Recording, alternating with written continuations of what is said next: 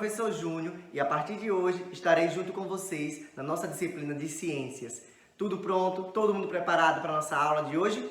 Vamos lá! Olá, querido aluno. Tudo bom com você? Acredito que sim, né? Tomara que sim. Seguimos firmes e fortes aqui em mais uma aula de ciências. Então, já estão preparados aí? Prepara livro, tá? Caderno, lápis, borracha, tá? Porque hoje a gente vai aprender juntos, tá? E praticar o que a gente vai aprender juntos também, respondendo algumas atividades. Então, já prepara todo o material aí, tá? De vocês. Ok? Então, hoje a gente vai falar um pouco sobre água, né? A importância da água, como surge a água, né? Em quais ambientes a gente encontra essas águas, né? A importância da água para os seres humanos, né? A questão da poluição da água. Então, tudo isso a gente vai estar tratando, né? E aprendendo juntos na nossa aula de hoje. Então, a gente vai iniciar a aula de hoje na página 31. Na página 31 tem essa imagem aí no livro de vocês, tá? E as perguntas que eu deixo, né, para reflexão, que é o que a gente vai estar aprendendo hoje, é o seguinte: qual é o destino da água da chuva após atingir a superfície da Terra, né? Superfície terrestre. Como você acha que se forma a chuva? E qual é a relação que pode existir entre a água da chuva e os seres vivos, como o cervo do Pantanal e as plantas? Tá? Então, a gente vai estar vendo toda essa relação da água com os seres vivos, né? Como se forma a chuva, né? E qual o destino da chuva após atingir a superfície terrestre. Então, a gente vai estar vendo tudo isso na nossa aula de hoje, tá? Muito importante. Então, todo mundo aí ligadinho, ninguém sai. E vamos que vamos. Vamos entender o ciclo da água, né? Como ela nasce, como ela, né, termina, como ela morre. Não. Vamos entender aí o ciclo da água. O ciclo da água no ambiente. Você acha que é possível, tá? Vamos acompanhando comigo aí na página 32. Você acha que é possível a água de um rio fazer parte da água da chuva? Em caso afirmativo, né? Se sim, como isso ocorre? Tá? Sim, a água do rio faz parte da água da chuva. Então vamos entender o porquê. A maior parte da superfície do planeta Terra é coberta por água. Sim, coberta por água, né?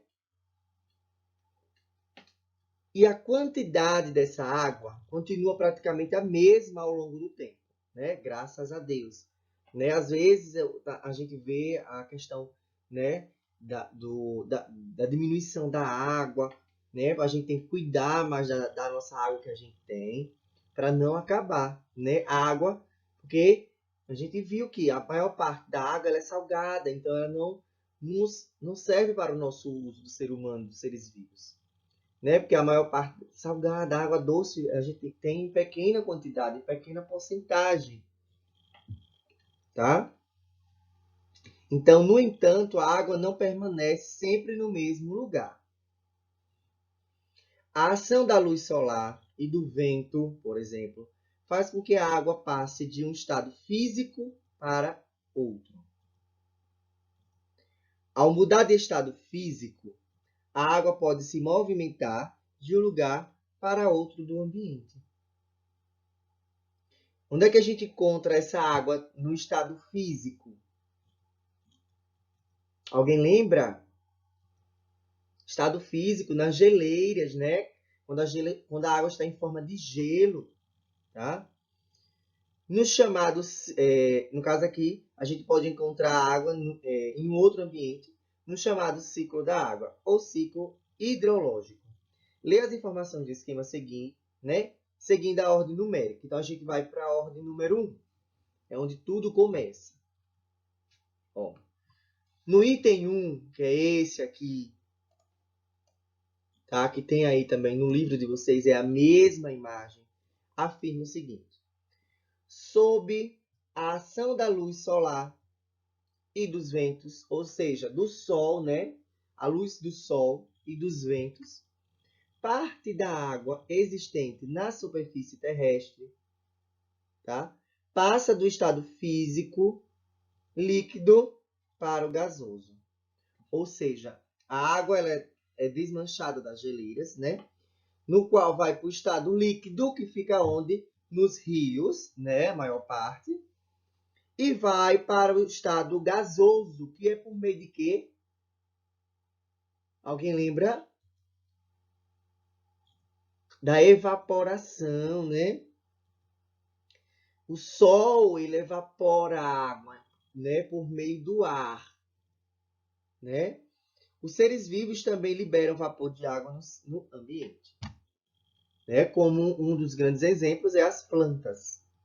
Então, o vapor de água, agora vamos para o item 2, tá? Primeiro passo, a água vem do estado físico das geleiras, do gelo, se desmancha no ambiente líquido e vai para o gasoso por meio de quê? Da evaporação. Então, o vapor de água sobe e entra em contato com camadas de ar com temperaturas mais baixas. Mais baixa quer dizer mais frias. O vapor de água se condensa, formando gotículas de água no estado líquido. Essas gotículas formam o quê? As nuvens. Então, essa água que sobe, né, sendo evaporada pelo sol, tá? Quando ela se encontra com uma temperatura mais baixa do ambiente, ela forma gotículas e assim formam as nossas nuvens. Olha que interessante o ciclo da água. E agora, das nuvens, ela vai para onde? Vamos seguindo. Agora vamos para o item 3. Quando as nuvens acumulam grande quantidade de gotículas de água, tá? Então a água já saiu dos rios, já evaporou, já chegou nas nuvens. Então, quando essa grande quantidade de gotículas de água, né, gotículas de água, chegam nas nuvens, ocorre a precipitação, tá? Sob a forma de chuva. Se essas gotículas de água se solidificarem, pode haver a formação de granizo. Então, por isso que também ocorre granizo, chuva de neve, né? Então, o que é essa precipitação? Né? No ciclo hidrológico, refere-se à queda de água do céu, depositando-se na superfície da Terra. Então, assim que acumula grande quantidade de gotículas de água nas nuvens, ocorre essa precipitação, que é, né, o descarramento, né, a chuva, né, que é jogada das nuvens para a terra, para o solo, para a superfície terrestre. Aí vem a água da chuva, né, quando ela sai das nuvens, atinge a superfície terrestre. Já estou aqui no item 4. Veja que é todo um processo, tá? Vão entendendo.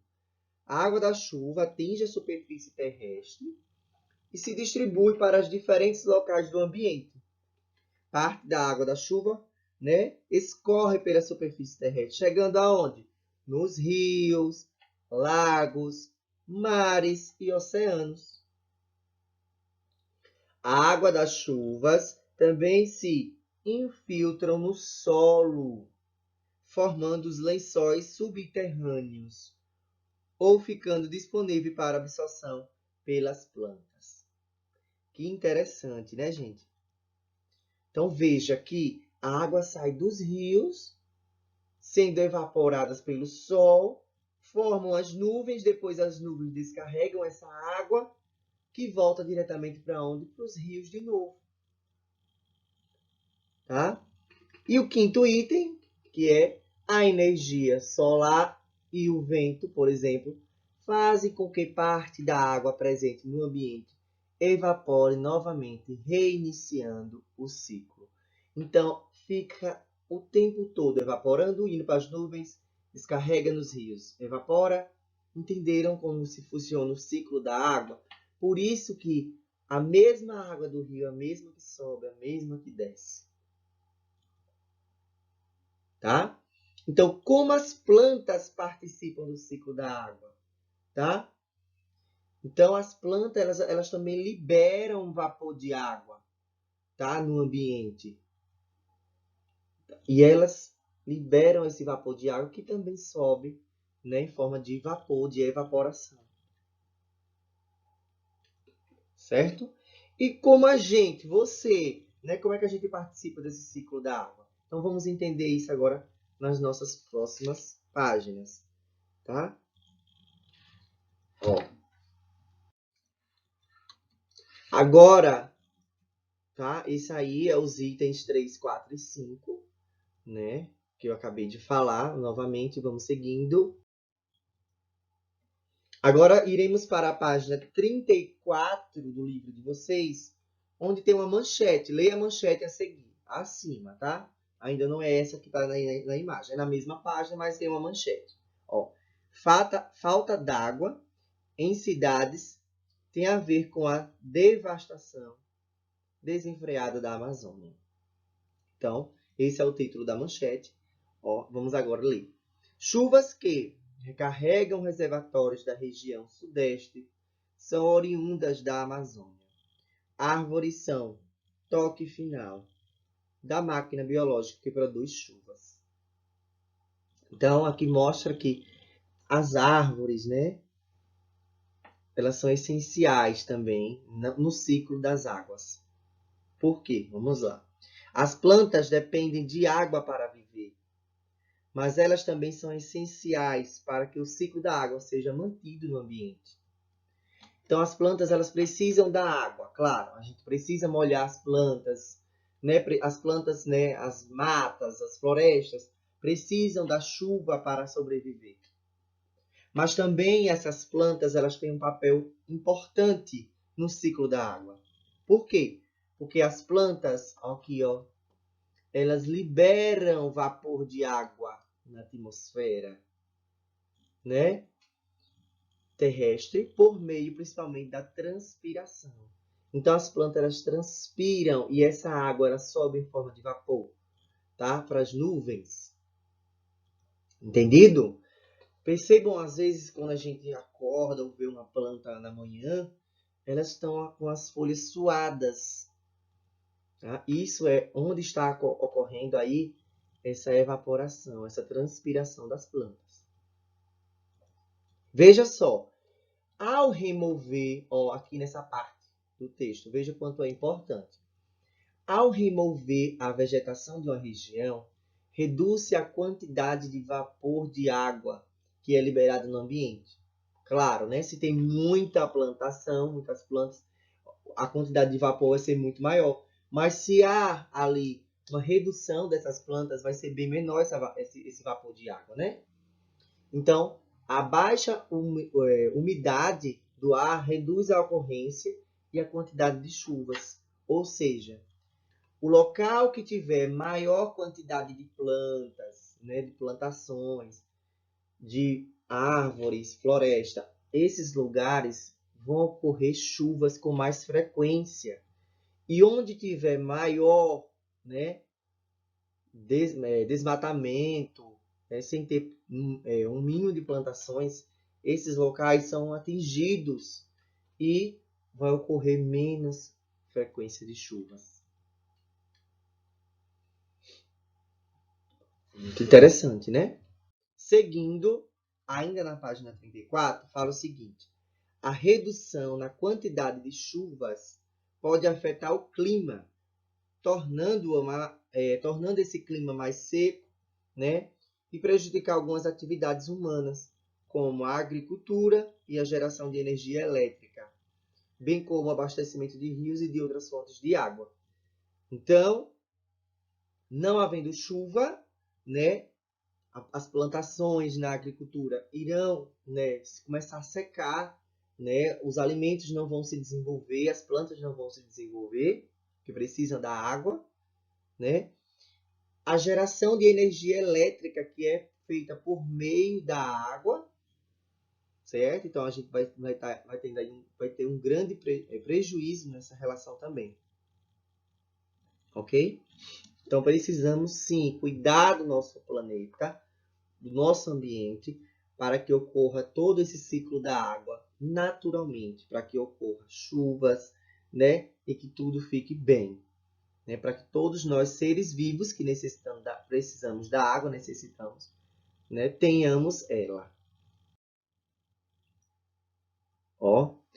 A redução na ocorrência de chuvas também pode prejudicar a manutenção dos reservatórios de água, que são utilizados pelo ser humano em diferentes atividades, como para fornecer água potável à população e para fornecer água para a irrigação de plantações. Tá? Então, precisamos também, né, dessas chuvas para encher os reservatórios. Né? No nosso caso aqui, a DESO. A gente necessita que a DESO tenha os reservatórios de água para abastecer toda a nossa cidade aqui de Itabaianinha. Não é verdade? Com esses reservatórios da DESO secos, a gente também fica sem água para beber, para lavar, né, para cozinhar, tudo isso. Para tomar banho, na casa da higiene. Vamos agora para uma pequena atividade. Ó, na página 39. Observe a tira abaixo e responda as questões propostas. Nós temos aí uma pergunta, né, número 1, que tem letra A, B, C e D. Tá? Vamos ler a tirinha primeiro. Lá embaixo tem água, Zé, mas está muito fundo, muito mesmo. Ó, veja como o Zé está falando. O problema do sertão é esse, chachado. Aí Zé fala novamente. Água até aqui tem, mas ou ela está muito lá embaixo, ou está muito lá em cima. Então, veja que Zé está falando aí de uma forma meio caipira, né? E algumas palavras estão sendo escritas de forma errada. Então, na letra A, pede que, para a gente reescrever as falas do personagem Zé pequeno corretamente, de acordo com a norma oculta, né? Norma culta da língua portuguesa. Então, escrever essas palavras de forma correta. Então, quais são as palavras que estão aí, né, escritas de forma errada? Que Zé está falando? Problema, né? Que não é problema, é problema. Então, a gente vai colocar a primeira palavrinha aí. Vamos reescrever ela de forma correta.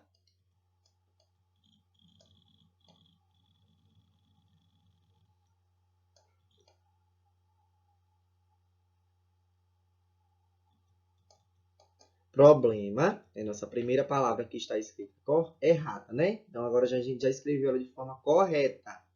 Então, o problema... Então, agora vai ser o problema do sertão é esse chachado. Ok. A próxima fala. Água em té. Em té que tem. Então, aqui tem duas palavras. Em té, que não é em té, é até. Então, vamos colocar até. Que é que o quê? Até que,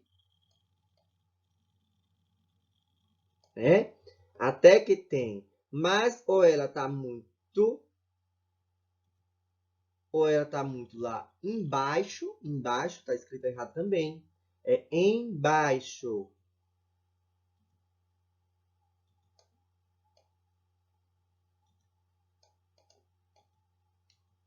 X e um O.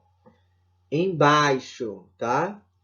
E a outra é ou tá muito lá em cima. Então, em cima.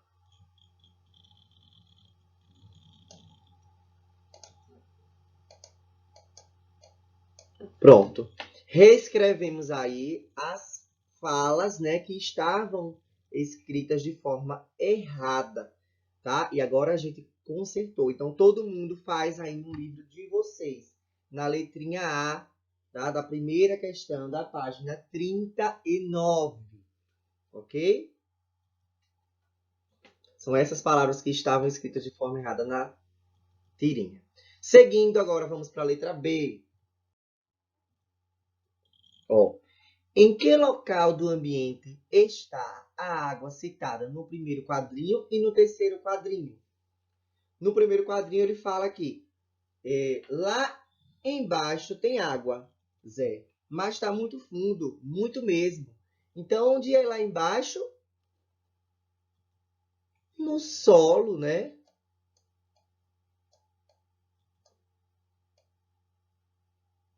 No solo. Muito bem, ponto. Tá? E no terceiro quadrinho, onde é que ele está mostrando que a água está? Ou está muito lá em cima? Nas nuvens. Muito bem.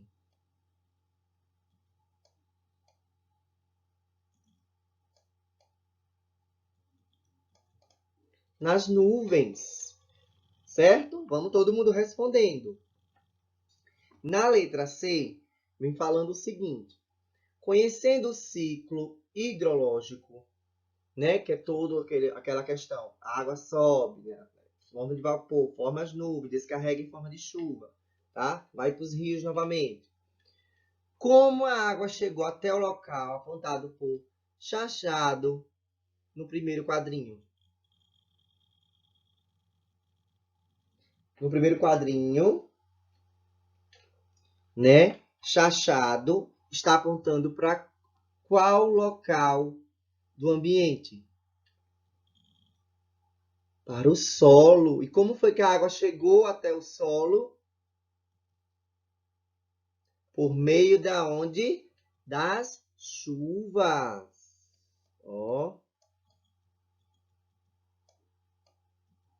Por meio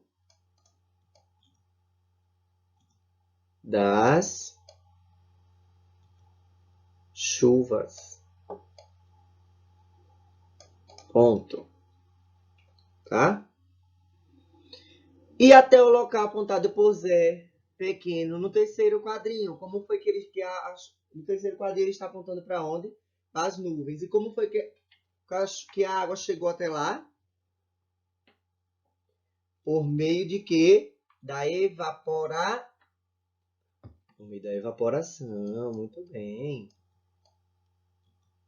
Por meio da evaporação.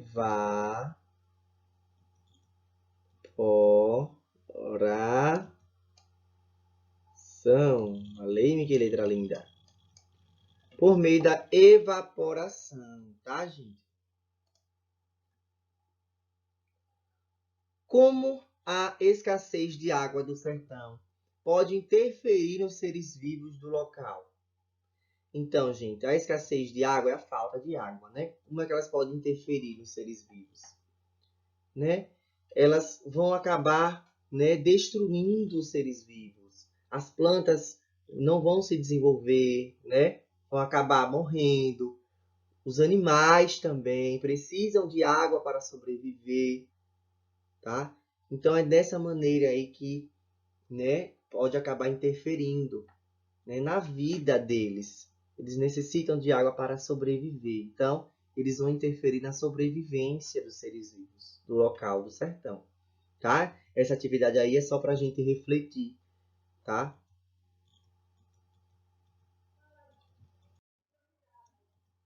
Agora, vamos seguindo, ainda tem mais aula. Vamos lá, que hoje está muito legal o nosso papo. Agora, já na página 41, fala sobre a água e as atividades humanas. Vamos lá. Pense em suas atividades diárias. Agora, identifique em quais delas você utiliza água. Então, nas minhas atividades diárias, eu gasto água para quê? Primeiro, vou acordar, escovar os dentes, tomar banho, né? Beber água durante o dia todo, não é isso? Então, a gente utiliza água praticamente o nosso dia inteiro. Então, diariamente utilizamos água na realização de diferentes atividades. Você já parou para pensar na quantidade de água que você e seus familiares utilizam diariamente? Veja no quadro abaixo a quantidade de água utilizada em algumas atividades do cotidiano. Então, se eu vou escovar os dentes e eu deixo a minha torneira ligada por 5 minutos, veja né? Se eu deixo a torneira pouco aberta, na hora que eu estou escovando os dentes, eu vou gastar 12 litros. Que absurdo. Agora, se eu escovar os dentes com a torneira fechada, enquanto escovava, né, os dentes, enxaguando a boca com um copo de água, menos de meio litro. Olha a quantidade, olha a diferença. Tomar banho de ducha, 15 minutos, eu gasto 135 litros.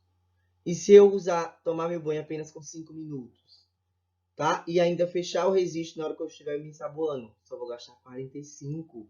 Olha a diferença, né?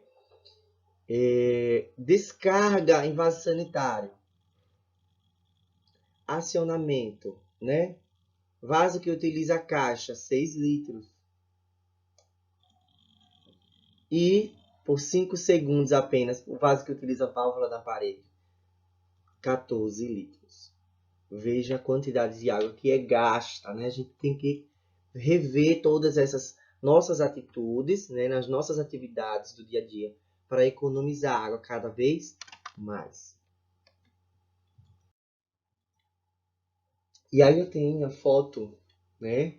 Que tem no livro de vocês também, na página 42, que fala sobre a poluição da água. Mas veja só, antes disso vem falando o seguinte, lá no início da página 42.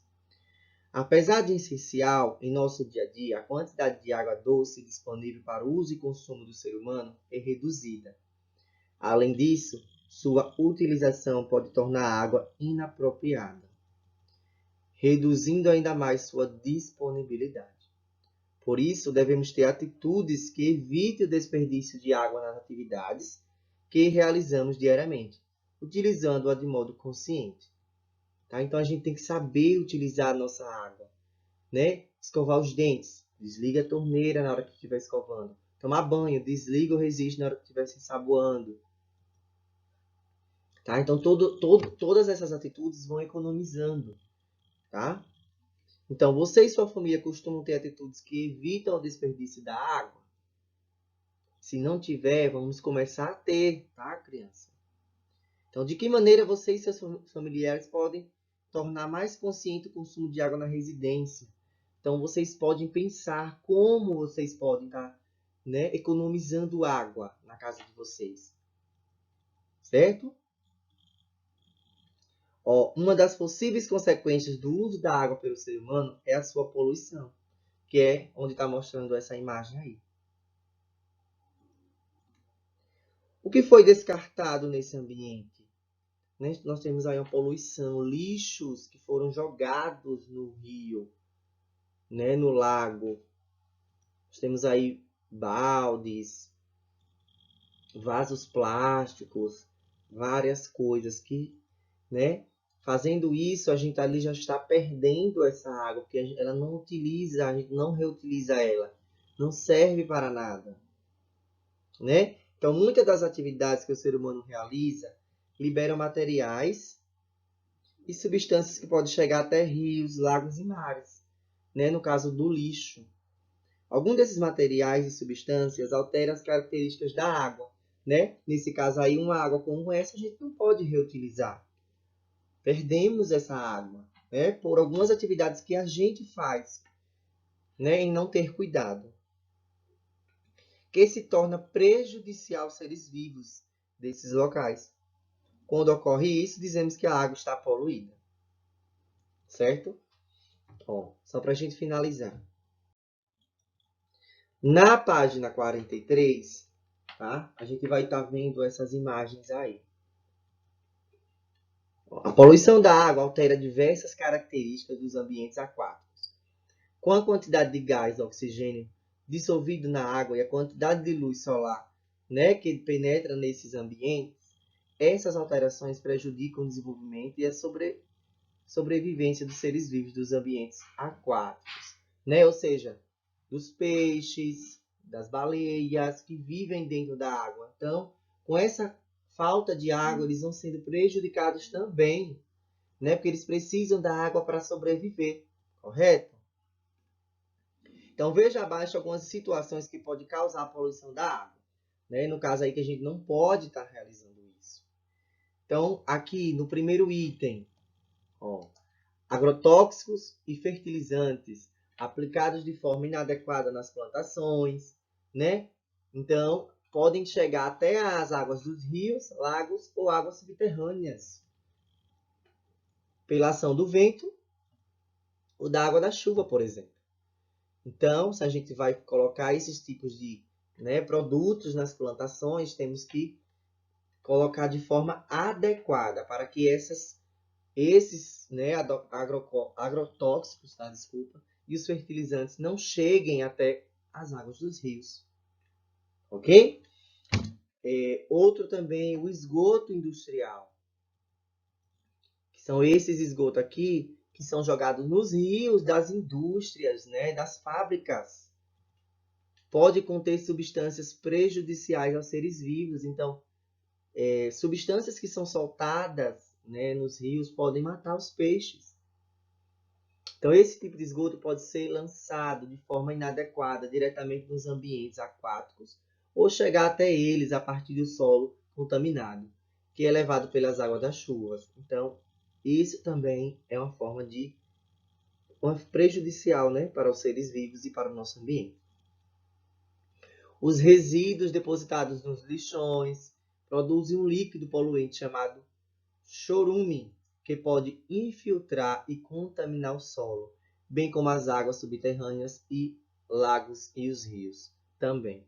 Aqui, ó, o lixo, né, que é colocado em um certo local, ali ele vai criando, né, um líquido poluente, que pode ser levado também para os rios, tá? E para o solo também. Ó, o esgoto doméstico sem tratamento, né, e despejado diretamente em rios, lagos e mares, provoca a poluição da água. Então a gente não pode jogar lixo nos rios, né, o nosso lixo que a gente produz dentro de casa, tá?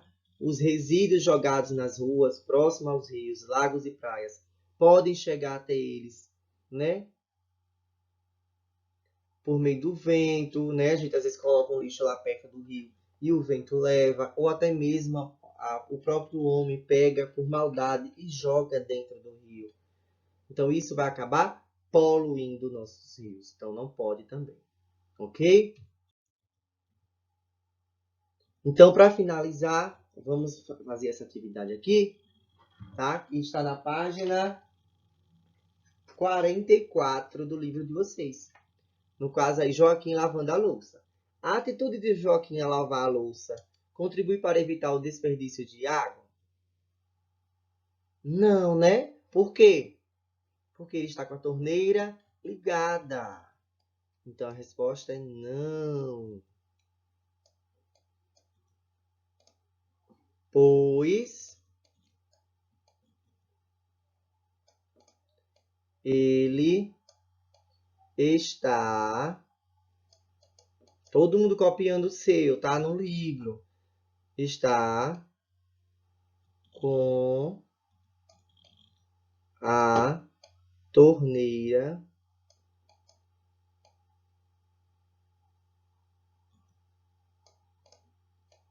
ligada. Então, no momento que a pessoa estiver, né, ensaboando os pratos, desliga a torneira para não desperdiçar água. Entendido, Joaquim? Muito bem. Então, aqui nós temos uma tabela que mostra, né, a quantidade de litros de água que são consumidos, né, por produtos. Então, ó, 1 quilograma de carne de boi, 17.500 litros. 1 quilograma de carne de frango, 3.500 litros. 1 quilograma de arroz, 2.500 litros, que são consumidos de água, tá? Para obter esses produtos. Uma camiseta de algodão no tamanho M gasta 4.100 litros. Uma folha de papel, gente, 10 litros. Veja, tá? Então vamos lá para agora a questão. O que você notou ao observar os dados dessa tabela? Né? A grande quantidade de água. Consumo da água.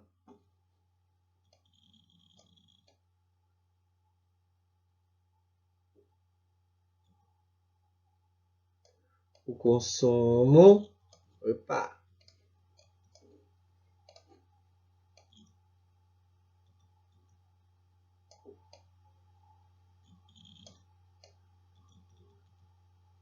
Consumo da água, né?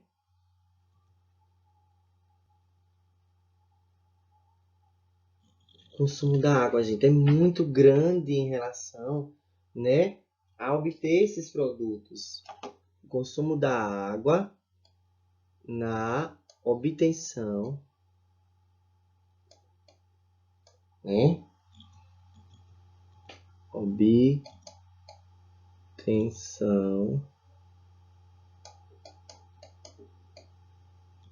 dos alimentos. Vai respondendo junto com o professor, tá?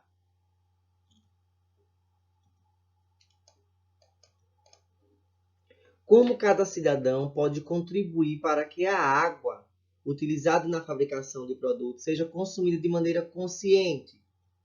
Reduzir o consumo dos alimentos, né? Economizar nos produtos. Então vamos lá, economizar.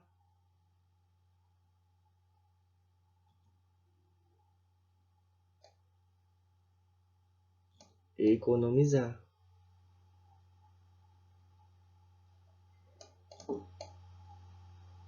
Certo?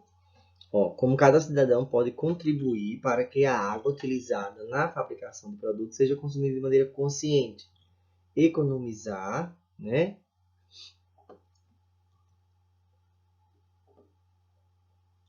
Economizar os produtos, tá? Então a gente tem que estar fazendo sempre essa consciência. Não comprar nada que não esteja precisando, certo? Ok? Então, gente, deixo aqui o meu muito obrigado pela participação de cada um de vocês na nossa aula de hoje, tá bom? Fiquem todos com Deus e até a nossa próxima aula. Faz todas as atividades, tá? Quem não deu tempo de copiar, volta à aula e vai responder tudo bonitinho no caderno e no livro, tá? De vocês, tá bom? Forte abraço, tchau, tchau.